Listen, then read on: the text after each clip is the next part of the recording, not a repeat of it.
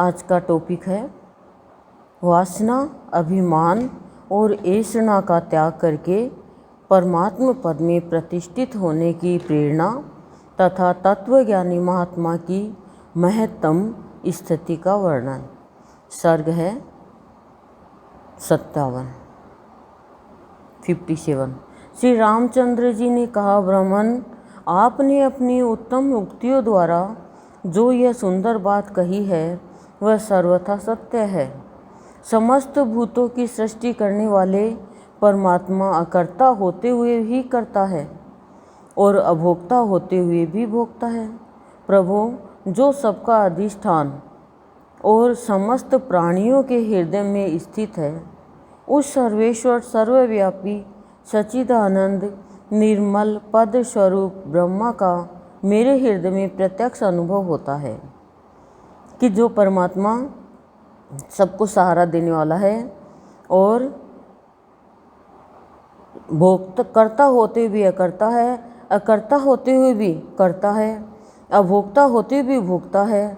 तो प्रभु वो सर्वेश्वर यानी सब जगह ईश्वर, सब जगह विद्यमान है, वो सच्चिदानंद मेरे निर्मल पद स्वरूप ब्रह्मा का मेरे हृदय में प्रत्यक्ष अनुभव होता है।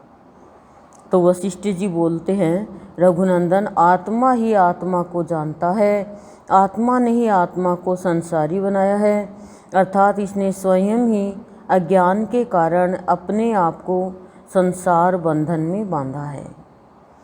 अज्ञान के कारण ही प्राणी संसार के बंधन में बंधता है और जब ज्ञान हो जाता है तो उसको कोई भी बंधन में बांध नहीं सकता। वो सतह है अज्ञान से, ज्ञान से संसार के बंधन से छूट जाता है। तो कोई भी संसार के बंधन में बंधा हुआ है वो अज्ञानी है, यानी माया ने बांध लिया उसे। आत्मा ही अपने ज्ञान के द्वारा पवित्र होकर सच्चिदानंद स्वरूप परमात्मा को प्राप्त होता है। कि शरीर है वो नहीं प्राप्त करता है, आत्मा ही उस ईश्वर को प्राप्त करता है और आत्मा ही आत्मा को जानता है। हम सद्गुरुदेव के पास में आते हैं तो सद्गुरुदेव हमारी आत्मा को ही देखते हैं और हमें आत्मा के रूप में ही देखते हैं। शरीर के रूप में जिस दिन संत देखने लग जाएंगे उस दिन संत में भी क्या पता भेदभाव हो जाए, क्योंकि शरीर तो किसी का अच्छा, किसी का जाति का, किसी का कुछ है, लेकिन आत्मा में ऐसा कुछ भी नहीं होता है। जो वासनाओं के बंधन में बंधा है उसी को बद्ध कहा गया है। कि गुरुदेव क्या इसमें वशिष्ठ जी क्या करे हैं कि वासना के कारण प्राणी बद्ध हो जाता है, यानी बंध जाता है, बंधा हुआ है। जैसे कोई रस्सी से बंध जाता है, उसी तरह वासना वो रस्सी है जो प्राणी को हर तरीके से बांध लेती है। जैसे रस्सी से हाथ पैर बांध दिया, अब वो हिल नहीं सकता, डुल नहीं सकता, खाली देख सकता, सुन सकता, लेकिन कोई क्रिया नहीं कर सकता। ऐसे वासना के कारण वो अच्छे कार्य है, वो परमात्मा के कार्य है, वो सत्संग, वो कहीं भी तीर्थ स्थान में जाना, वो कुछ भी नहीं कर सकता। क्यों? क्योंकि मन रूपी हाथ और बुद्धि रूपी पैर दोनों ही बंध गए। कहते हैं ना, बुद्धि से पैदल है, कहते हैं ना। तो बुद्धि रूपी पैर और मन रूपी हाथ दोनों बंध गए, तो वो अब क्या करें? विचार रूपी कान सुन रहे हैं और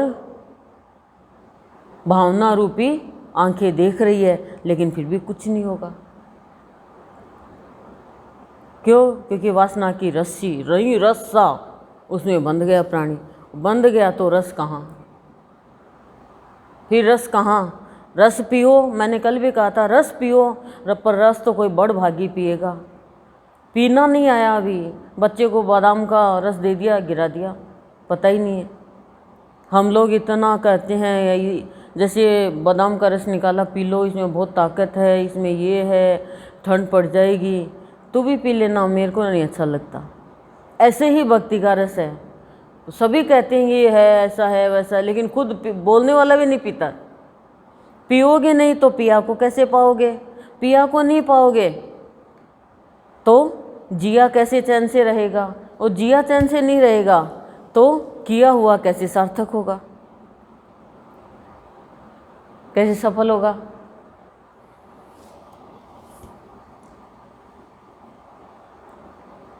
वासना का अभाव ही मोक्ष सर्वथा क्षय हो जाने पर वासना का अभाव ही मोक्ष है।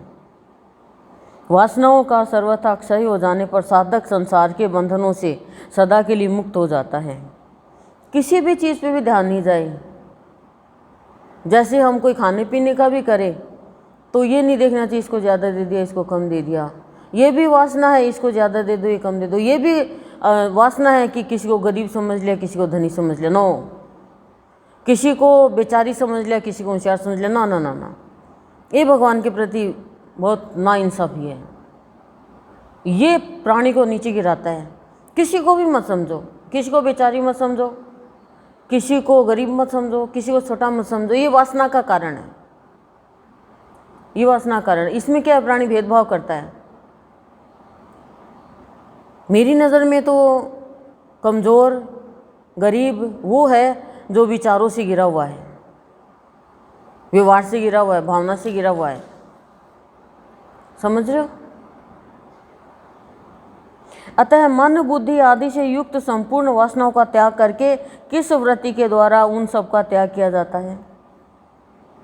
उस बुद्धि वृत्ति का भी त्याग कर दो, अर्थात उससे संबंध रहित हो जाओ, और सबका अभाव हो जाने पर जो एकमात्र नित्य सच्चिदानंद घन परमात्मा ही शेष रहता है, उसी में अविचल भाव से स्थित रहे हो। अविचल भाव से मतलब अडिग भाव से, चलायमान भाव से नहीं। आज तो हो गए भगवान में स्थित, तो थोड़ी देर में खाने में, थोड़ी देर में घूमने में, थोड़ी देर में इसमें, कुछ भी करो, चाहे हाथ पैरों से करेंगे काम, तो मन बुद्धि तो परमात्मा में लीन होनी चाहिए ना। और जैसे बेटी शादी करके ससुराल आती है तो फिर उसका मन ससुराल में लग जाता है और वहाँ से दूरियां हो गई। ऐसे ही वासना से दूरियां हो जाती है भाव योगी के सत्संग के द्वारा। जो भाव योगी के सत्संग के द्वार पर आ गया और अंदर प्रवेश कर गया और भाव योगी के भावों को वेश बना के पहन लिया, तो फिर उसका जीवन सार्थक होगा और वो फिर अविचल हो जाएगा। फिर वो आज इस द्वार पे गया, आज उस द्वार पे गया, ऐसा कभी नहीं करेगा। प्राणों के स्पंदन पूर्वक कलना यानी चेष्टा एवं संकल्प, काल, प्रकाश एवं तिमिर आदि का तथा वासना और विषयों का, इंद्रियों तथा समूल अहंकार का सर्वथा त्याग करके उनसे संबंध रहित होकर जो तुम आकाश के समान सौम्य यानी निर्मल, प्रशांत चित्त तथा चिन्मय रूप से विराज रहे हो, उसी सर्वसम्मानित रूप में स्थित हो जाओ। कि जैसी हमारी तुम्हारी स्थिति है, सौम्य यानी निर्मल है, प्रसन्न चित्त है, चिन्मय रूप से विराज रहे हो, उसी सर्व सम्मानित, सबको सम्मानित करने वाले उस रूप में स्थित हो जाओ। वो रूप क्या है? परमात्मा का, आत्मा का। अब जैसे आप लोग सुन रहे हो, आप लोगों को आनंद आ रहा है, ऐसा आनंद हर पल रहे, इसके लिए आपको क्या करना होगा ये आप सोचो थोड़ी देर के लिए, नहीं तो फिर मैं बताऊंगी। जो परम बुद्धि, मेरे से पूछ लेना, जो परम बुद्धिमान पुरुष सबका हृदय से परित्याग करके सब विक्षेपों के यानी चित्त इधर उधर तितर बितर हो रहा है, कभी वासना में, कभी कामना में, कभी धन में, कभी दौलत में, कभी नाम में, कभी प्रशंसा में, चित्त तितर बितर हो रहा है, उसके कारणभूत अभिमान से रहित हो जाओ। चित्त को स्थिर करो, निर्विकार करो और इसके लिए भगवान से प्रार्थना करो, हे भाव योगी इस चित्त को स्वीकार कर ले तू।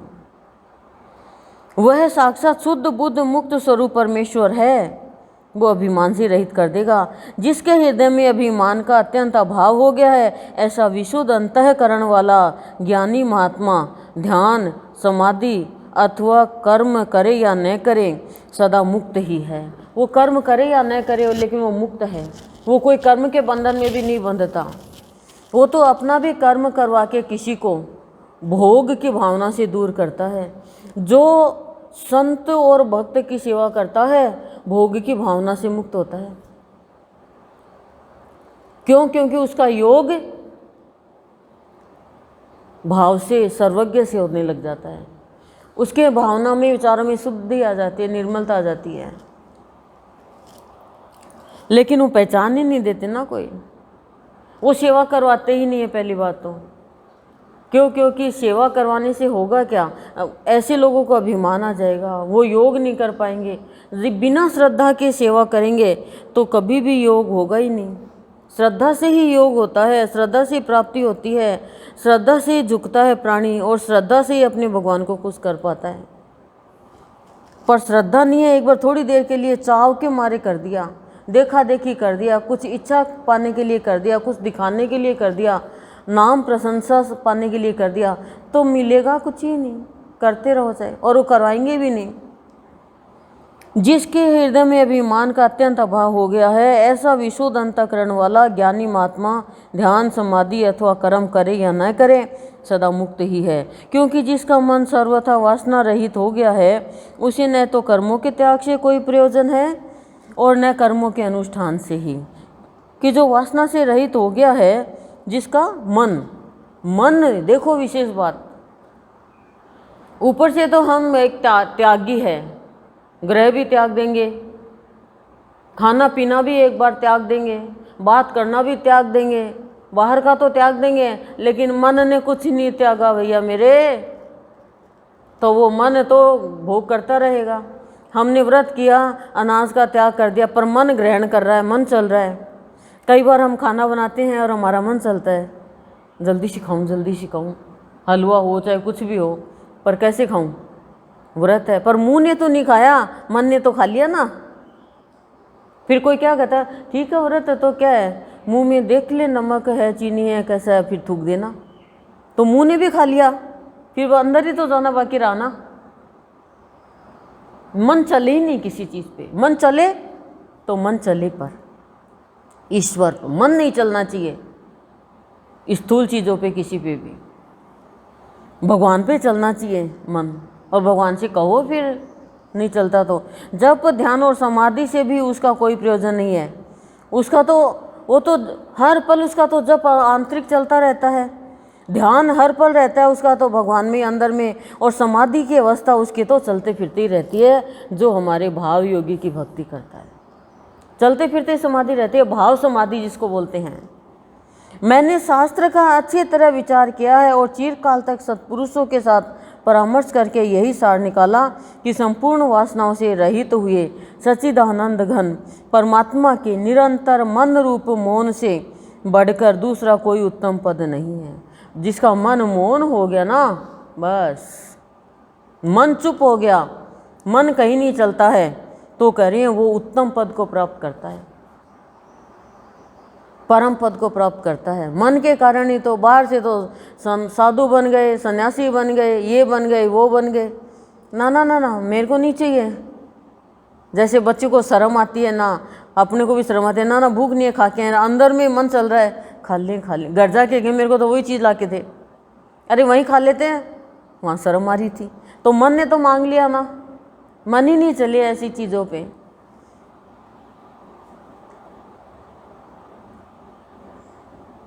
दसों दिशाओं में घूम घूम कर मैंने सारी दर्शनीय वस्तुओं को देख लिया। उनमें कुछ ही लोग ऐसे दिखाई दिए जो परमात्मा के स्वरूप का यथार्थ अनुभव करने वाले हैं। मनुष्य के जो कोई भी लौकिक शुभ आयोजन है और जो भी उनके व्यवहारिक सत्कर्म है, वे सब केवल शरीर का निर्वाह करने के लिए ही है। ये लो, जो कुछ भी कर रहे हैं ना, शुभ कर्म या भक्ति, वो शरीर के निर्वाह के लिए कर रहे हैं, भगवान के लिए नहीं कर रहे हैं। शरीर के निर्वाह के लिए करोगे तो शरीर का निर्वाह होता रहेगा, और भगवान के निर्वाह, भक्ति के निर्वाह के लिए करोगे तो उसके जीवन में वाह वाह होगी। आत्मा के लिए नहीं। पाताल, भूतल, स्वर्ग लोक, ब्रह्मलोक और आकाश में कुछ ही ऐसे प्राणी दृष्टिगोचर होते हैं जिन्हें सच्चिदानंद परमात्मा का यथार्थ बोध हो गया कि पाताल में, भूतल में, स्वर्गलोक में, ब्रह्मलोक में, आकाश में कुछ ही प्राणी दिखाई देते हैं जिसमें सच्चिदानंद परमात्मा का यथार्थ ज्ञान हो गया।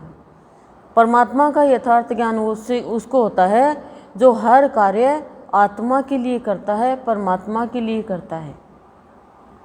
जैसे शादी होती है तो शादी के लिए हम तैयारियां करते हैं, ऐसे हम परमात्मा के लिए करें सब कुछ।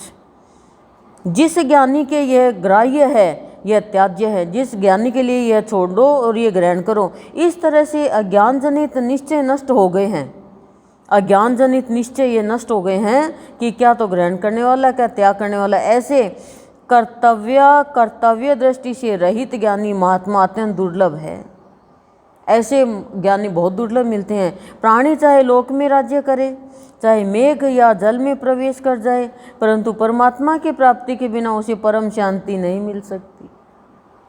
कि चाहे प्राणी लोक में राज्य करे और चाहे मेघ या जल में प्रवेश कर जाए, जल समाधि ले ले, लेकिन परमात्मा की प्राप्ति नहीं होगी तो उसके परम शांति नहीं मिलेगी, शुद्ध शांति नहीं मिलेगी उसको, अशांति रहेगा वो। जो इंद्रिय रूपी शत्रुओं का दमन करने में सूरवीर है, सूरवीर वो उसको बताया जो इंद्रियों को दमन कर दे। जन्म रूपी ज्वर का विनाश करने के लिए उन्हीं महाबुद्धिमान महापुरुषों की सेवा करनी चाहिए। जन्म रूपी ज्वर का विनाश करने के लिए, बुखार है ये जन्म की, बोले इसको ख़त्म करना है तो महाबुद्धिमान, बुद्धिमान नहीं महाबुद्धिमान। महाबुद्धिमान कौन है? वो विद्वान, वो ज्ञानी और महापुरुष, उनकी सेवा करनी चाहिए। पाताल में और स्वर्ग में सर्वत्र 5 ही भूत है, छठा कुछ भी नहीं है, पंचभूति जिसको बताया। फिर धीर मनुष्य की बुद्धि कहाँ अनुरक्त हो, क्योंकि सर्वत्र क्षण भंगुर पदार्थों की उपलब्धि होती है। शास्त्र के अनुसार निष्काम भाव रूप युक्ति से व्यवहार करने वाले विवेकी पुरुष के लिए संसार गो के खुर के समान अनायासी लांघ जाने योग्य है।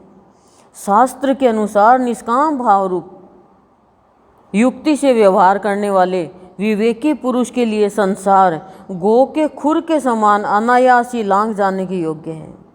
परंतु जिसने उपयुक्त युक्ति का दूर से ही परित्याग कर दिया है, उस अज्ञानी के लिए संसार महाप्रलयकालीन महासागर के समान दुस्तर है। तो करे, लेकिन अज्ञानी के लिए संसार महाप्रलयकालीन महासागर के समान बहुत मुश्किल है। पाताल से लेकर स्वर्ग पर्यंत इस जगत में ज्ञानी महात्मा पुरुष के लिए कोई भी कर्तव्य नहीं है।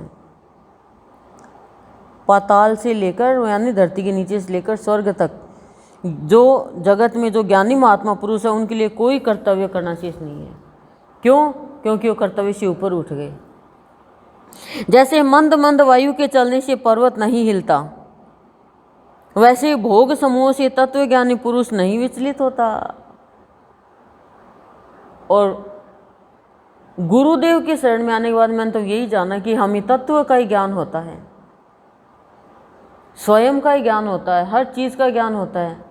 अब पर हम समझ नहीं पाते हैं, ग्रहण नहीं कर पाते हैं, इसलिए हम क्या करते हैं, छोटे छोटे परेशानियों से हम व्याकुल हो जाते हैं, बेचैन हो जाते हैं, कैसे होगा। और जबकि होगा वही जो गुरुदेव बाबा चाहेंगे, लेकिन हम कर्तापन या हमारी झूठी मैं के कारण विचलित हो जाते हैं। जैसे बादल आकाश में बारंबार छा जाने पर भी उसे अपने रंग में नहीं रंग सकते, आकाश को नहीं रंग सकते, उसी प्रकार संसार के ये विषय भोग रूप कोई भी पदार्थ पुनः पुनः प्राप्त होने पर भी विशाल हृदय तत्वज्ञानी महात्मा पुरुष को आसक्त नहीं कर सकते। चाहे वो महल में रहे, चाहे वो कुटिया में रहे, चाहे वो कितने भी भोग प्राप्त करता रहे, लेकिन वो अनासक्त भाव से करता है। लोगों की नज़र में वो ऐसा लगता है कि गृहस्थी में रह रहे हैं, सारे कार्य कर रहे हैं, लेकिन मन से वो ईश्वर से जुड़े हुए रहते हैं और भोग से निर्लिप्त रहते हैं एकदम। यानी उनमें कोई भी संग्रह करने की, लालच करने की भावना नहीं रहती है, इसलिए उनको कोई भी भोग समूह अपनी ओर नहीं आकर्षित कर सकता। ओम शांति ही शांति ही प्रशांति।